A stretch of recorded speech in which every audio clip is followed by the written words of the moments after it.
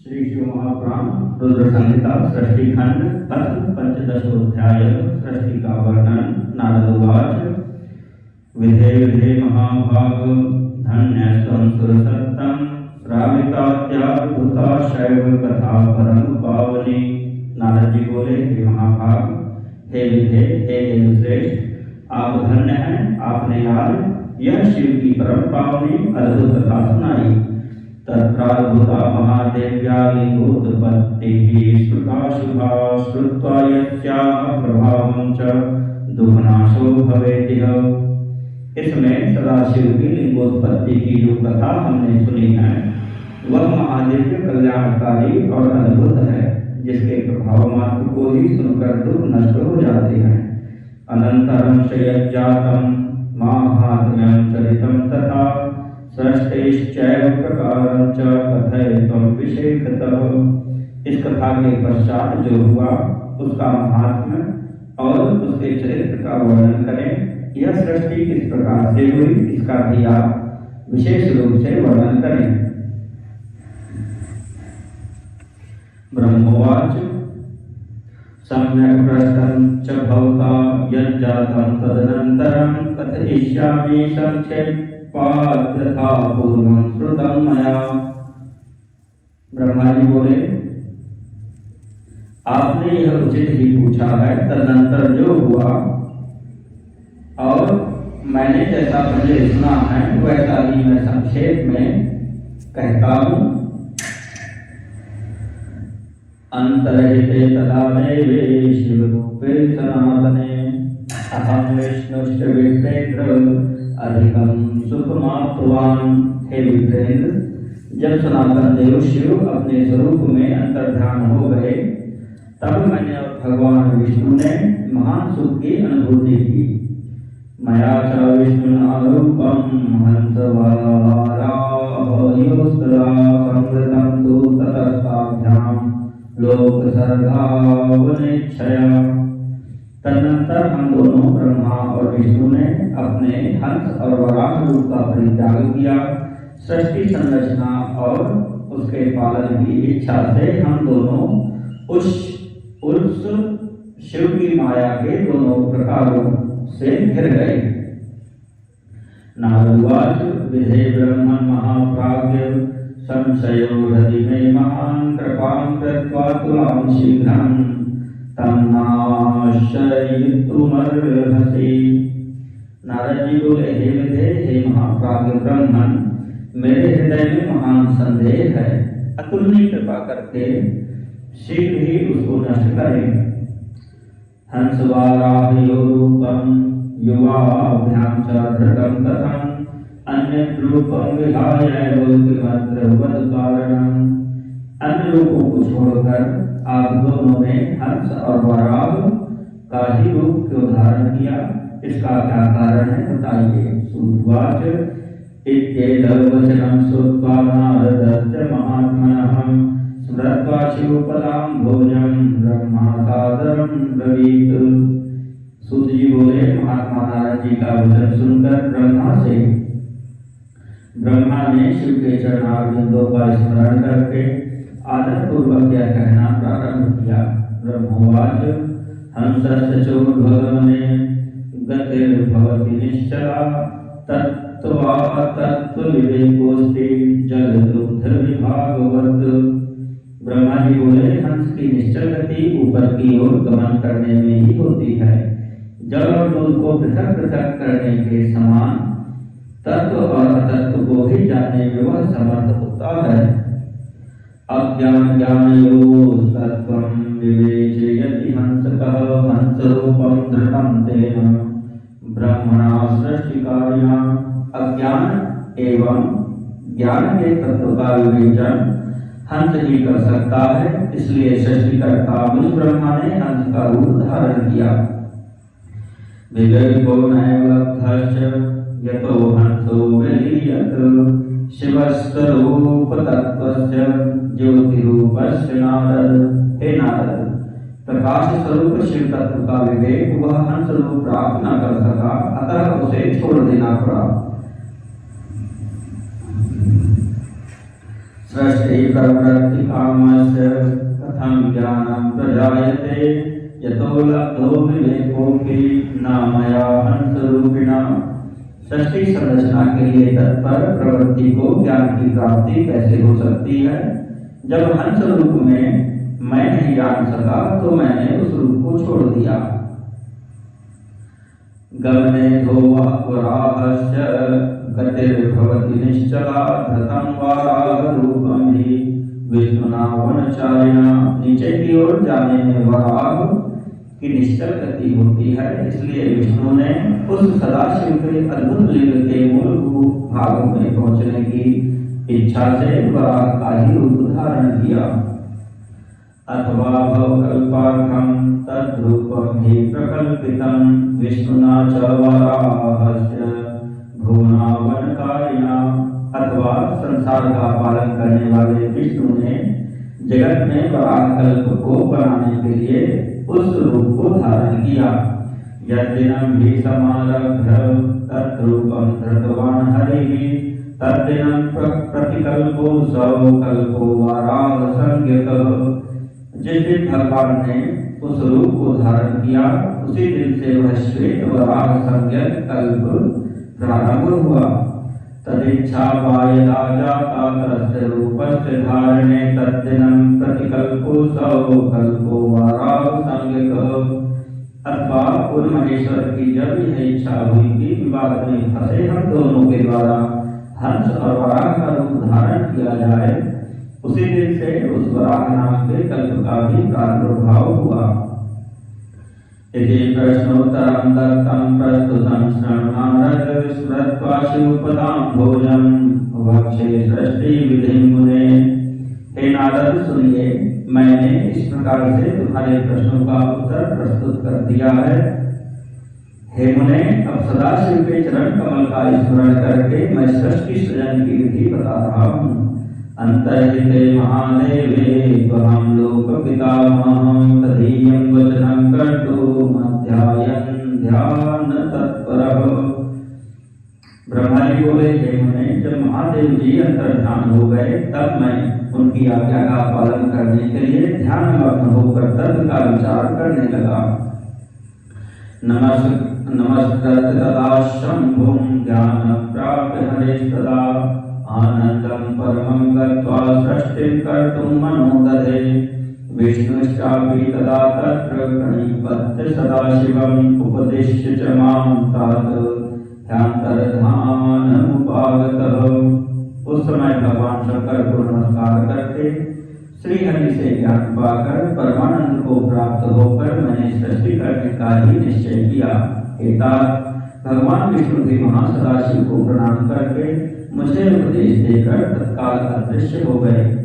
ब्रह्मांडाच बहिर्गत्वा प्राप्य शंभोरनुग्रहं वैकुंठ नगरं गत्वा तत्रोवास हरिः सदा। वे ब्रह्मांड से बाहर जाकर भगवान शिव की कृपा प्राप्त करके वैकुंठ धाम में पहुंचकर सदा वहीं रहने लगे। अहं स्मृत्वा शिवं तत्र विष्णुं वै सृष्टिकामया पूर्वं सृष्टं जलं यच्च तत्राञ्जलिमुदाक्षिपं। मैंने सृष्टि की इच्छा से भगवान शिव और विष्णु का स्मरण करके पहले के रचे हुए जल में अपनी अंजलि डालकर जल को ऊपर की ओर उछाला। अतोऽण्डं भवत्तत्र चतुर्विंशति संज्ञकं विराट रूपमद्भुत विप्र जलरूपं पश्यतः। इससे वहां 24 तत्वों वाला एक अंड प्रकट हुआ। हे विप्र, उस जलरूप अंड को मैं देख भी न सका, इतने में वह विराट आकार वाला हो गया। तथा संशयमापन्नस्तपस्ते सुदारुणं द्वादशाब्दमहं तत्र विष्णु ध्यानपरायणः। उसमें चेतना न देखकर मुझे बड़ा संशय हुआ और मैं अत्यंत कठोर तप करने लगा। 12 वर्षों तक मैं भगवान विष्णु के चिंतन में लगा रहा। तस्मैष समये तात प्रादुर्भूतो हरिः स्वयं मामुवाच महाप्रीत्या मदङ्गं संस्पृशन्मुदा। हे तात, उस समय के पूर्ण होने पर भगवान श्री हरि स्वयं प्रकट हुए और बड़े प्रेम से मेरे अंगों का स्पर्श करते हुए मुझसे प्रसन्नता पूर्वक कहने लगे। विष्णुवाच वरं ब्रूहि प्रसन्नोऽस्मि नादेयो विद्यते तव ब्रह्मन् शंभु प्रसादेन सर्वं दातुं समर्थकः। विष्णु बोले, हे ब्रह्मन, आप वर मांगिए, मैं प्रसन्न हूँ, मुझे आपके लिए कुछ भी अदेय नहीं है। भगवान शिव की कृपा से मैं सब कुछ देने में समर्थ हूँ। ब्रह्मोवाच युक्त में तन्महाभाग दत्तोऽहं शंभुना च ते यदुक्तं याचते मेद्य देहि विष्णु नमोस्तुते। ब्रह्मा जी बोले, हे महाभाग, आपने जो मुझ पर कृपा की है वह सर्वथा उचित ही है, क्योंकि भगवान शंकर ने मुझे आपके हाथों में सौंप दिया था। हे विष्णु, आपको नमस्कार है। आज मैं आपसे जो कुछ मांगता हूँ उसे दीजिए। विराट रूपमिदं ह्यंडं चतुर्विंशति संज्ञकं न चैतन्यं भवत्यादौ जलीभूतं तद्दृश्यते। हे प्रभु, यह विराट रूप तथा 24 तत्वों से बना हुआ अंड किसी तरह चेतन नहीं हो रहा है, यह जलीभूत दिखाई देता है। प्रादुर्भूतो भवानस्य शिवानुग्रहतो हरे प्राप्तं शंकर संभूत्याह्यान्तं चैतन्यमावहम्। हे हरे, इस समय भगवान शिव की कृपा से आप यहाँ प्रकट हुए हैं, अतः शंकर की शक्ति से संभूत इस अंड में चेतना लाइए। इत्युक्ते च महाविष्णु शंभो राज्ञापरायणः अनंत रूपमास्थाय प्रविवेश तदंडकम्। मेरे ऐसा कहने पर शिव की आज्ञा में तत्पर रहने वाले महाविष्णु ने अनंत रूप का आश्रय लेकर उस अंड में प्रवेश किया। सहस्रशीर्षा पुरुषः सहस्राक्षः सहस्रपाद भूमिं सर्वतः स्पृष्ट्वा तदंडं व्याप्तवानिति। उस समय उन परम पुरुष के सहस्त्रों मस्तक, सहस्त्रों नेत्र और सहस्त्रों पैर थे। उन्होंने भूमि को सब ओर से घेर कर उस अंड को व्याप्त कर लिया। प्रविष्टे विष्णुना तस्मिन् देहे सम्यक् स्तुते मे सचेतनं भूदंडं चतुर्विंशति संज्ञकम्। मेरे द्वारा भली भांति स्तुति किए जाने पर जब श्री विष्णु ने उस अंड में प्रवेश किया तब वह 24 तत्वों वाला अंड सचेतन हो गया। पातालाधि समारभ्य सत्यलोकाधिपः स्वयं राजते स्म हरिस्तत्र वैराजः पुरुषः प्रभुः। पाताल से लेकर सत्यलोक तक की अवधि वाले उस अंड के रूप में वहां विराट श्री हरि जी विराज रहे थे। कैलासनगरं रम्यं सर्वोपरि विराजितं निवासार्थं निजस्यैव पंचवक्त्रश्चकारः। पंचमुख महादेव ने केवल अपने रहने के लिए सुरम्य कैलाश नगर का निर्माण किया, जो सब लोगों से ऊपर सुशोभित होता है। ब्रह्मांडस्य तथा नाशे वैकुंठस्य च तस्य च कदाचिदेव देवर्षे नाशो नास्ति तयोरिह।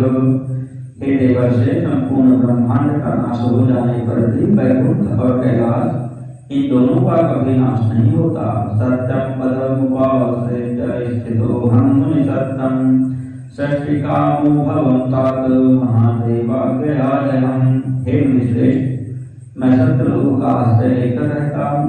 हे तात, महादेव जी की आज्ञा से ही मुझ में सृष्टि रचने की इच्छा उत्पन्न हुई है।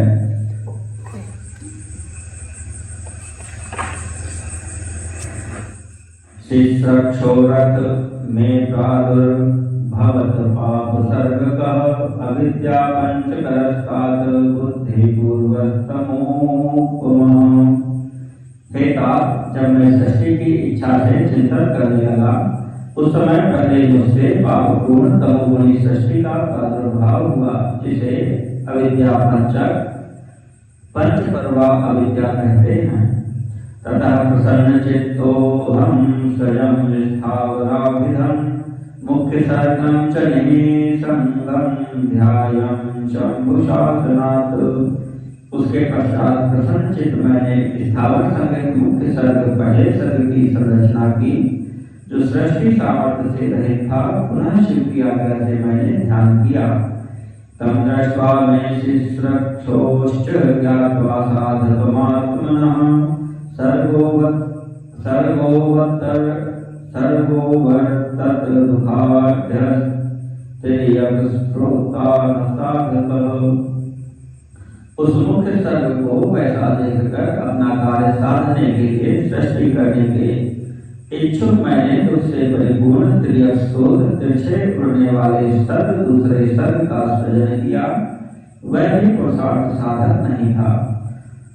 तम चासाधकमाज्ञाय पुनश्चिन्तयतश्च मे अभवत् सात्विकः सर्ग ऊर्ध्वश्रोता इति द्रुतम्। उसे भी पुरुषार्थ साधन की शक्ति से रहित जानकर जब मैं पुनः सृष्टि का चिंतन करने लगा, तब मुझसे शीघ्र ही तीसरे सात्विक सर्ग का प्रादुर्भाव हुआ, जिसे ऊर्ध्वश्रोता कहते हैं। देव सर्ग प्रतीख्यात सत्योतीव सुखावह। देव सर्ग प्रतीख्यात सत्योतीव सुखावह। तमप्यसाधकं मत्वा चिन्तयं प्रभुमात्मनः। यह देव सर्ग के नाम से विख्यात हुआ। यह देव सर्ग सत्यवादी तथा अत्यंत सुखदायक है। उसे भी पुरुषार्थ साधन से रहित मानकर मैंने अन्य सर्ग के लिए अपने स्वामी श्री शिव का चिंतन आरंभ किया। प्रागुरासिततः सर्गो राजसः शंकराज्ञया अर्वाक श्रोतादिति ख्यातो मानुषः परसाधकः। तब भगवान शंकर की आज्ञा से एक रजोगुणी सृष्टि का प्रादुर्भाव हुआ, जिसे अर्वाक श्रोता चौथा सर्ग कहा गया है। जो मनुष्य सर्ग कहलाता है, वह सर्ग पुरुषार्थ साधन का अधिकारी हुआ। महादेवा गया सर्ग सतो भूतादिको भवत इति पंचविधा सृष्टि प्रवृत्ता वैकृता मया। तदनंतर महादेव जी की आज्ञा से भूत आदि की सृष्टि, भूत सर्ग, पांचवा सर्ग हुई। इस प्रकार मैंने 5 प्रकार की सृष्टि की। त्रय सर्गा प्रकृत्याश्च ब्रह्मणः परिकीर्तिताः तत्रादयो महतः सर्गो द्वितीयः सूक्ष्म भौतिकः वैकारिकस्तृतीयश्च इत्येते प्राकृतास्त्रयः। एवं चाष्टविधाः सर्गाः प्राकृतैर्सह।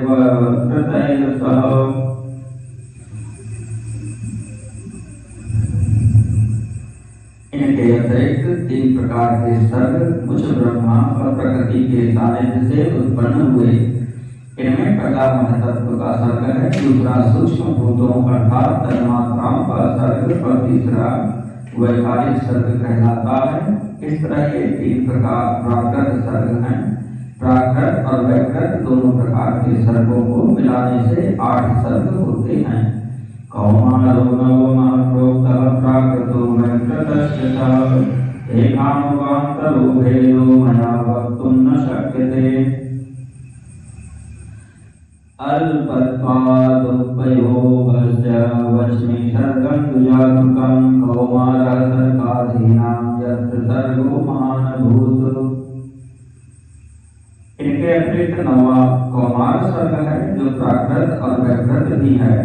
इन सब के अवान्तर भेद हैं, जिनका वर्णन मैं नहीं कर सकता। उसका उपयोग बहुत थोड़ा है। अब मैं द्विजात्मक सर्ग का वर्णन कह रहा हूँ। इसी का दूसरा नाम कौमार सर्ग है, जिसमें सनक सनंदन आदि कुमारों की महान सृष्टि हुई है। सनकाद्याः सुतासे में ही मानसा ब्रह्म संहिताः महावैराग्य संपन्ना अभवन् पंचसूत्रताः। सनक आदि मेरे 5 मानस पुत्र हैं, जो मुझ ब्रह्मा के ही समान हैं। वे महान वैराग्य से संपन्न तथा उत्तम व्रत का पालन करने वाले हुए। सनक सनंदन, सनातन, सनत कुमार और सनत सुजात। मया ज्ञप्ता अपि च ते संसार विमुखा बुधाः शिवध्यानैकमनसो च सृष्टचक्रे मतिम्। उनका मन सदा भगवान शिव के चिंतन में ही लगा रहता है। वे संसार से विमुख एवं ज्ञानी हैं। उन्होंने मेरे आदेश देने पर भी सृष्टि के कार्य में मन नहीं लगाया। प्रत्युत्तरं च तैर्दत्तं श्रुत्वाहं मुनिसत्तं आकर्षं क्रोधमत्युग्रं मोहमाप्तश्च नारद। हे मुनिश्रेष्ठ, संकाली कुमारों के दिए हुए नकारात्मक उत्तर को सुनकर मैंने बड़ा भयंकर क्रोध प्रकट किया, किंतु हे नारद, मुझे मोह हो गया। क्रुद्धस्य मोहितस्थाय निर्बलस्य मुनेयं क्रोधेन खलुनेत्राभ्यां प्रापतन्नश्रुबिन्दवः। हे मुने, क्रोध और मोह से विह्वल मुझे ब्रह्मा के नेत्रों से क्रोधवश आंसू की बूंदें गिरने लगी। तस्मिन्नवसरे तत्र स्मृतेन मनसा मया प्रबोधिताहं त्वरितमागतेन हि विष्णुना। इस अवसर पर मैंने मन ही मन भगवान विष्णु का स्मरण किया। वे शीघ्र ही आ गए और समझाते हुए मुझसे कहने लगे, तपः कुरु शिवस्येति हरिणा शिक्षितोऽप्यहं तपोकारी महद्घोरं परमं मुनिसत्तं। आप भगवान शिव की प्रसन्नता के लिए तपस्या कीजिए। हे मुनिश्रेष्ठ, श्री हरि ने जब मुझे ऐसी शिक्षा दी तब मैं महाघोर एवं उत्कृष्ट तप करने लगा। तपस्यतश्च सृष्ट्यर्थं भ्रुवोर्घ्राणश्च मध्यतः अविमुक्ताभिधादेशात् स्वकीयान् विशेषतः। त्रिमूर्तीनां महेशस्य प्रादुरासीत् गणानिधिः अर्धनारीश्वरो भूत्वा पूर्णांश सकलेश्वरः। सृष्टि के लिए तपस्या करते हुए मेरी दोनों भौहों और नासिका के मध्य भाग से जो उनका अपना ही अविमुक्त नामक स्थान है, महेश्वर की तीन मूर्तियों में अन्यतम पूर्णांश सर्वेश्वर एवं दया सागर भगवान शिव अर्धनारीश्वर रूप से प्रकट हुए। तमयं शंकरं साक्षात् तेजो राशि उमापतिं सर्वज्ञं सर्वकर्तारं नीललोहितसंज्ञकं दृष्ट्वा नत्वा महाभक्त्या स्तुत्वाहं तु प्रहर्षितः। अवोचं देव देवेशं सृजतं विविधाः प्रजाः। जो जन्म से रहित तेज की राशि सर्वज्ञ तथा सर्वकर्ता हैं, उन नील लोहित नामधारी भगवान उमा वल्लभ को सामने देखकर बड़ी भक्ति से मस्तक झुकाकर उनकी स्तुति करके मैं बड़ा प्रसन्न हुआ और उन देव देवेश्वर से बोला, हे प्रभु, आप विभिन्न जीवों की सृष्टि करें। श्रुत्वा मम वचः सोऽथ देव देवो महेश्वरः ससर्ज स्वात्मन्नस्तुल्यान् रुद्रो रुद्रगणान् बहून्। मेरी यह बात सुनकर उन देवादिदेव महेश्वर रुद्र ने अपने ही समान बहुत से रुद्रगणों की सृष्टि की।